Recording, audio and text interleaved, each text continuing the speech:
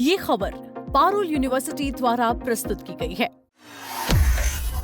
क्या शुभेंदु सरकार ने बजट के जरिए आम लोगों पर पैसा बरसाया है? क्या 1 लाख सरकारी नौकरियों का ऐलान युवाओं की तस्वीर बदल देगा? और क्या महिलाओं के लिए फ्री बस सेवा, बेरोजगारी भत्ता और डीए बढ़ोतरी से सरकार ने एक साथ कई वर्गों को साधने की कोशिश की है? ये सब सवाल इसीलिए हैं क्योंकि पश्चिम बंगाल की नई सरकार ने अपना पहला बजट पेश कर दिया है। इस बजट में नौकरी, महिलाओं की सुविधा, सरकारी कर्मचारियों की सैलरी, बेरोजगार युवाओं की मदद, शिक्षा, खेल और सामाजिक योजनाओं पर बड़े-बड़े ऐलान किए गए हैं। सरकार का दावा है कि ये बजट विकास, रोजगार और आम लोगों को राहत देने वाला है, जबकि विपक्ष इसे चुनाव से पहले लोगों को लुभाने वाला बजट बता रही है। शुभेंदु सरकार के बजट की सबसे बड़ी घोषणा 1 लाख सरकारी नौकरियों की भर्ती और सरकारी कर्मचारियों के महंगाई भत्ते यानी कि डीए में 20% की भारी बढ़ोतरी, महिलाओं के लिए मुफ्त बस सेवा और बेरोजगारी भत्ते जैसी प्रमुख घोषणाएं शामिल हैं। आखिर इस बजट में ऐसा क्या है जो पूरे देश में चर्चा का विषय बना हुआ है? चलिए विस्तार से जानते हैं। सबसे बड़ी घोषणा सरकारी नौकरियों को लेकर हुई है। सरकार ने 1 लाख सरकारी पदों पर भर्ती का ऐलान किया है। इनमें करीब 20,000 पद पुलिस विभाग में और 50,000 पद शिक्षकों और शिक्षा से जुड़े कर्मचारियों के लिए बताए गए हैं। खास बात यह है कि इन भर्तियों में महिलाओं के लिए 33% आरक्षण दिया जाएगा। इसके साथ साथ अग्निवीरों के लिए भी 10% पद आरक्षित रखने की बात कही गई है। इतना ही नहीं, सरकारी नौकरियों में उम्र सीमा में 5 साल की छूट भी अगले 2 वर्षों तक लागू रहेगी। यानी नौकरी की तैयारी कर रहे लाखों युवाओं के लिए ये बजट बड़ी उम्मीद लेकर आया है। सरकारी कर्मचारियों के लिए भी बजट में बड़ा तोहफा है। सरकार ने महंगाई भत्ते यानी डीए में 20% की बढ़ोतरी का ऐलान कर दिया है। ये बढ़ोतरी अक्टूबर 2026 से लागू होगी। इसके बाद कुल डीए 38% तक पहुंच जाएगा। लंबे समय से डीए को लेकर चल रही मांगों के बीच इस फैसले को कर्मचारियों के लिए बड़ी राहत माना जा रहा है। वहीं civic volunteers, village police, green police, home guard के परिश्रमिक में 2,000 रुपए प्रति महीने की बढ़ोतरी की गई है। कॉन्ट्रैक्ट ड्राइवरों का वेतन बढ़ाकर 16,000 रुपए किया जाएगा। वहीं महिलाओं को लेकर भी सरकार ने बड़ा दांव चला है। बजट में महिलाओं के लिए मुफ्त बस यात्रा योजना शुरू करने की घोषणा की गई है। इसके लिए 550 करोड़ रुपए का प्रावधान रखा गया है। सरकार जल्द ही महिलाओं को पिंक कार्ड जारी करेगी, जिसके जरिए वो राज्य की बसों में मुफ्त सफर कर सकेंगे।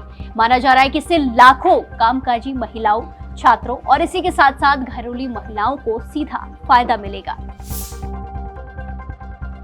वहीं बेरोजगार युवाओं के लिए भी सरकार नई योजना लेकर आई है। अक्टूबर से भरोसा योजना शुरू की जाएगी। इसके तहत 21 से 45 साल के शिक्षित बेरोजगार युवाओं को हर महीने आर्थिक सहायता दी जाएगी। ग्रेजुएट युवाओं को 3,000 रुपए और अन्य योग्य युवाओं को 2,000 रुपए मासिक भत्ता मिलेगा। हालांकि ये सुविधा उन्हीं परिवारों को मिलेगी जिनकी सालाना आय 1 लाख रुपए से कम है। वहीं स्वास्थ्य और जमीनी स्तर पर काम करने वाले कर्मचारियों को भी बजट में राहत मिली है। आशा कार्यकर्ताओं के मानदेय में 5,000 रुपए हर महीने की बढ़ोतरी की गई है, प्रति माह की बढ़ोतरी की गई है। वहीं civic volunteers, home guard, village police और ग्रीन पुलिस के भत्ते में 2,000 रुपए प्रति महीने का इजाफा किया गया है। जैसा हमने आपको पहले बताया, कॉन्ट्रैक्ट ड्राइवर्स का वेतन बढ़ाकर 16,000 रुपए मासिक करने का भी फैसला लिया गया है। इसी के साथ साथ समाज के कमजोर वर्गों को ध्यान में रखते हुए वृद्ध, विधवा और दिव्यांग पेंशन में भी 500 रुपए प्रति महीने की बढ़ोतरी की गई है। सरकार का कहना है कि इससे लाखों लाभार्थियों को सीधे तौर पर राहत मिलेगी। इसी के साथ शिक्षा के क्षेत्र में भी बड़े निवेश का ऐलान हुआ है। झाड़ग्राम और बांकुड़ा में नए केंद्रीय विश्वविद्यालय स्थापित करने की बात कही गई है। इनमें झाड़ग्राम में आदिवासी विश्वविद्यालय भी शामिल होगा। आदर्श विद्यालयों के लिए 2100 करोड़ रुपए और संस्कृत भाषा, इसी के साथ कॉलेजों के विकास के लिए 50 करोड़ रुपए का प्रावधान किया गया है। इसके अलावा प्रतियोगी परीक्षाओं की तैयारी करने वाले छात्रों के लिए हर जिले में हर एक जिले में मुफ्त कोचिंग सेंटर खोले जाएंगे।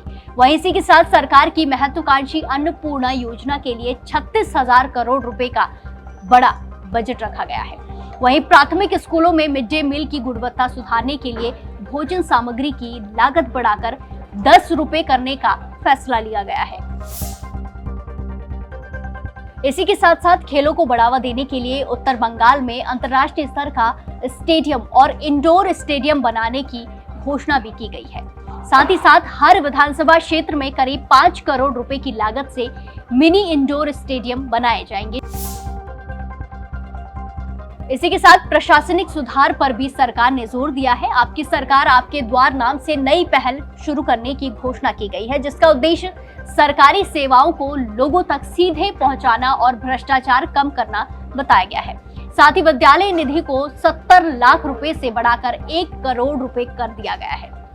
वित्त मंत्री ने यह भी जानकारी दी है कि वर्तमान में राज्य पर कुल कर्ज 8,15,891 करोड़ रुपए है। हालांकि इन तमाम घोषणाओं के बीच एक बड़ा सवाल ये उठ रहा है, जैसे कि हमने आपको बताया कि सरकार ने खुद स्वीकार किया है कि राज्य पर 8,15,000 करोड़ रुपए से ज्यादा का कर्ज है। ऐसे में विपक्ष पूछ रहा है कि इतने बड़े बड़े वादों और योजनाओं के लिए पैसा कहां से आएगा।